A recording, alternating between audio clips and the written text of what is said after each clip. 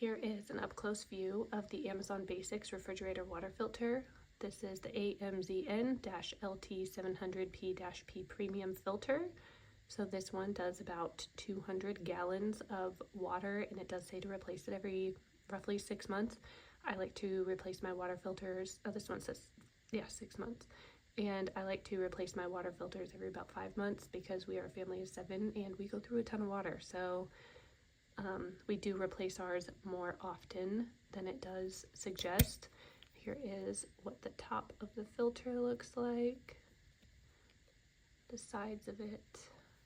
It's pretty easy to replace. Pop the old one out, pop the new one in.